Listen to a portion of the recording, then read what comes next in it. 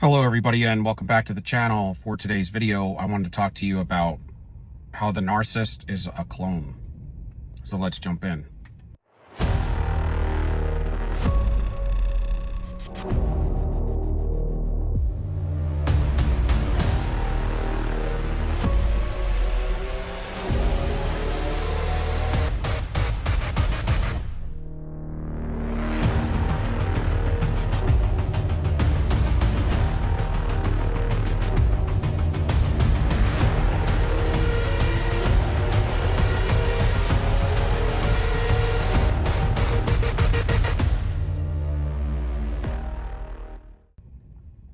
The narcissist is a clone, and the reason why they're a clone is because they sacrifice their true self for the false self. They put in prison their true self, or they sacrificed it, which means they ended it.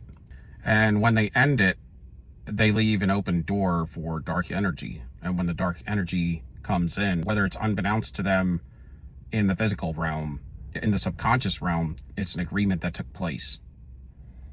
But it took place through rites and ordinances that they followed. Things that they betrayed and rules that they thought weren't meant for them or didn't care.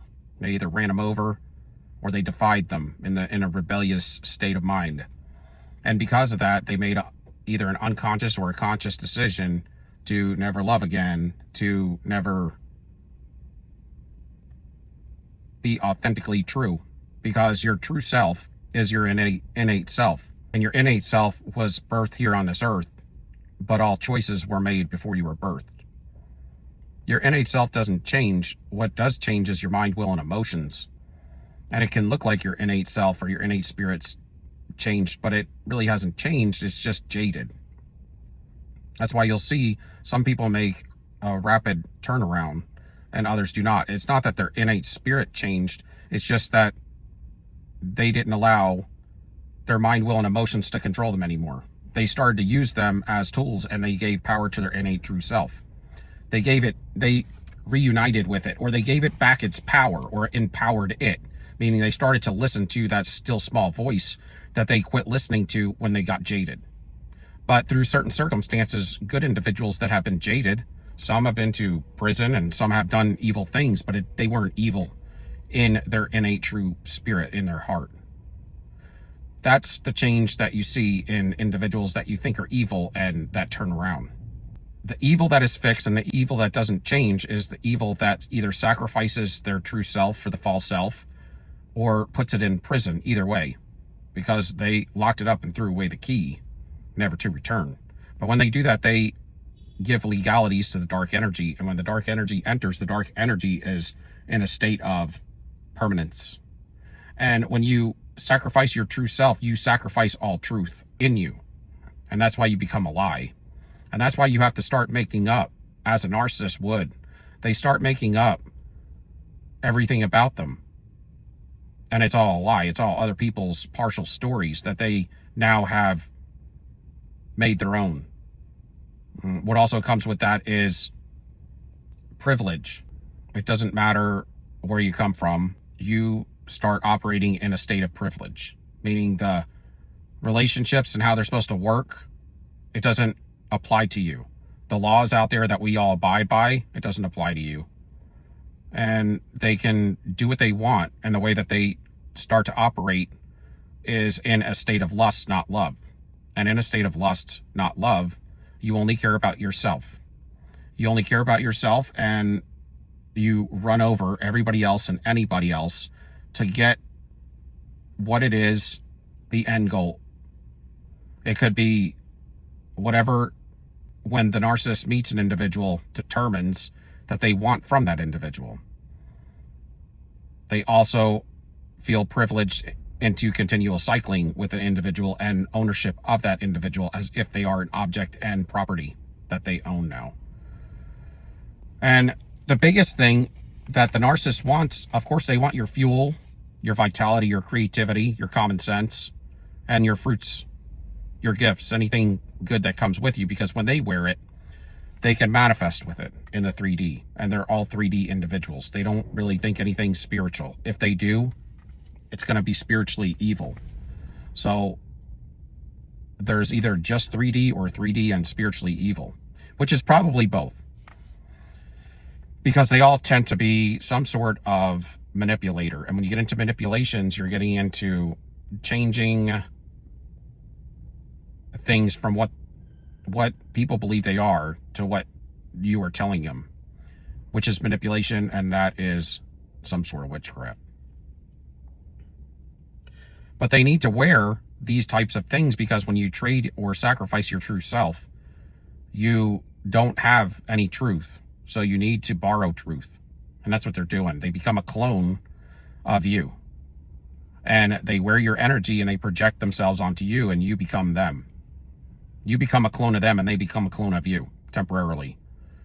The reason why I call them a clone is because they're a permanent clone. They are going to do this cycling with, when you decide to detach and never come back, they're going to have others in the lineup, in their pipeline.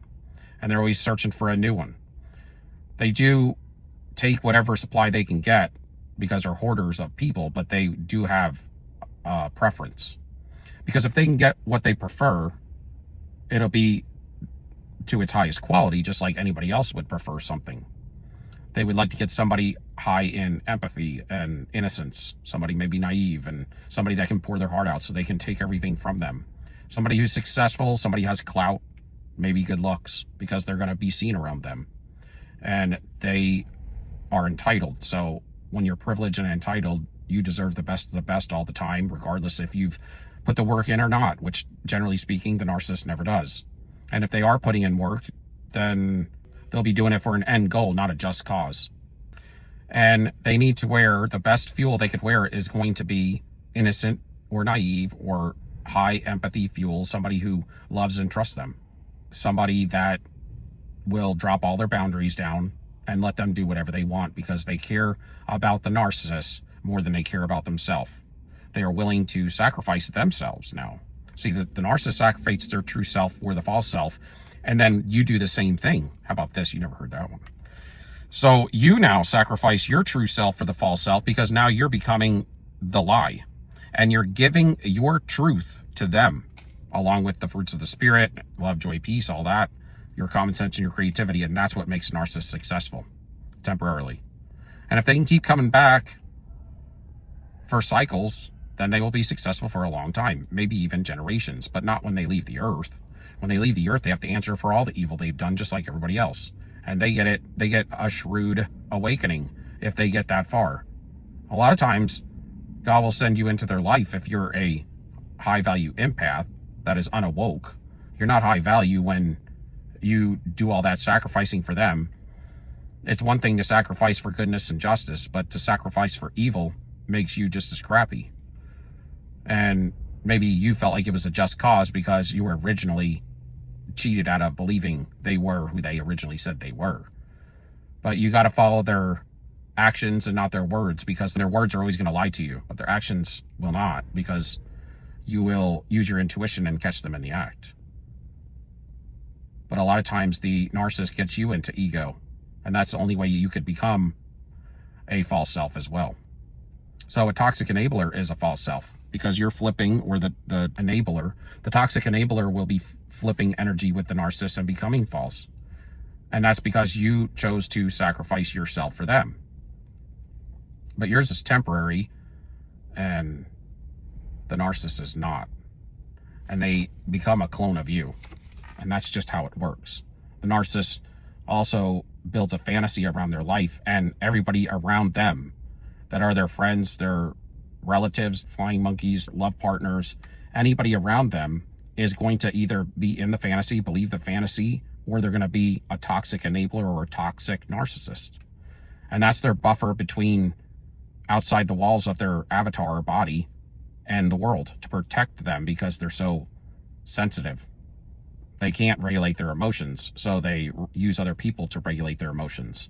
They get other people to change for them because they are unwilling to go inside and make changes for themselves for other people when they are wrong. They believe in their heart and their mind they're never wrong, and that's where people get this God complex that they have. They do, because if they act and operate the way that they do, they either refuse to think that there's an almighty out there that they're going to be judged by, or They believe they are at the same status quo as the Almighty. They have to. There's no other way of looking at it. Or they believe it as an atheist. So that's basically how they become a clone.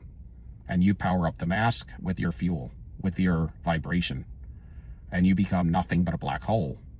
And then they leave you and they cover their face with somebody else's energy, with the next source supply, and then you recover and they come back to reel you back in and hoover you for cycle number 2, and that's called a soul tie. So I just wanted to go over that real quick with y'all. Thank you for watching. If you can give me a like, subscription, and a thumbs up. Love y'all. Till next time. Peace. Soul Booey out.